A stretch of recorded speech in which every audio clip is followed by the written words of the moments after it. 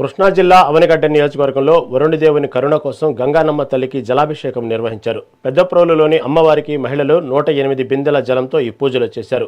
ఎల్నివో ప్రభావంతో వర్షాలు లేక పంటలు పండటం కష్టంగా మారడంతో ఈ నిర్ణయం తీసుకున్నట్లు నిర్వాహకులు తెలిపారు.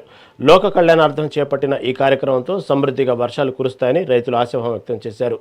దివిసీమలో గ్రామదేవతకు ఇలాంటి పూజలు చేయడం ఇదే మొదటిసారి కావడంతో ప్రాధాన్యత సంతరించుకుంది.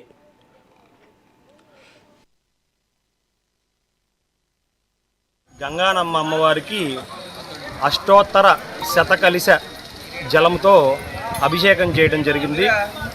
ఈ కార్యక్రమం మనం ఇప్పుడు ఉన్న పరిస్థితి చూసుకుంటే ఎక్కడా కూడా వానలు లేక అందరూ కూడా ఆ వరుణుడిని ప్రార్థిస్తూ చక్కగా సకాలంలో వర్షాలు పడాలి, అందరూ కూడా పాడి పంటతో సుభిక్షంగా ఉండాలి అని సంకల్పంతో ఈ అమ్మవారికి ఈ 108 కలశాలతో అభిషేకం చేసుకోవడం జరుగుతుంది.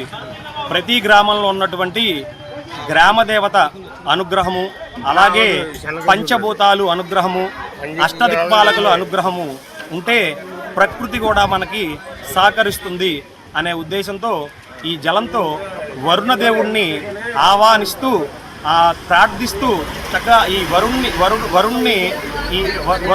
వరుణదేవుణ్ణి ప్రార్థిస్తూ ఈ అమ్మవారికి ఈ 108 కలశాల జలంతో అభిషేకం చేయడం జరుగుతుంది.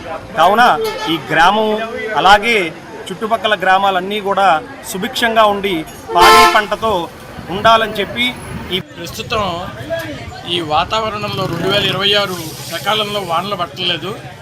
ఈ ఎల్నినో ప్రభావం అనేటువంటిది ఒకటి తీవ్రంగా ఉంది. మన ఈ కృష్ణా జిల్లా మోబుదేవ మండలం పెదప్రోలు గ్రామమే కాకుండా మొత్తం యావత్ భారతదేశంలో కూడా ఈ ఎల్నినో ప్రభావం ఉంది. మరి అటువంటి పరిస్థితుల్లో వర్షాలు సకాలంలో పడకపోవడం మూలంగా ఈ ప్రపంచం మొత్తం కూడా గుండుసూది దగ్గర నుంచి ఆటం బాంబు వరకు విమానం వరకు కూడా ఏదైనా సరే ఒక రైతులతోనే ఉంది. ఎందుకంటే రైతు పండించే పంట తినందే ఏ రోజు ఎవరికి ఓపిక అనేది ఉండదు. అట్లాంటి పరిస్థితుల్లో ఇప్పుడు ఈ వర్షాభావం చాలా తక్కువగా ఉండటం మూలంగా రైతులందరూ కూడా యావత్ ప్రపంచంలో ఉన్న రైతులందరూ కూడా చాలా బాధతో కూడుకున్నారు. రెక్కాడితే కానీ దొక్కాడని ఈ పరిస్థితుల్లో ఇప్పుడు దేశానికి వెన్నెముక అయినటువంటి రైతు రాజు అవలేని పరిస్థితుల్లో ఉన్నాడు. అటువంటి పరిస్థితుల్లో ఈ పంటలు బాగా పండి ఈ మొత్తం ఈ ప్రపంచం, ఈ దేశం, ఈ గ్రామం అంతా సుభిక్షంగా ఉండాలని మన ప్రారంభంలో ఉన్నటువంటి కర్మ ఏదైతే ఉందో అది భగవంతుడు కొద్దిగా మన మీద కరుణించి ఈ వానలు అవి సకాలంలో పండించాలి అనే ఉద్దేశంతో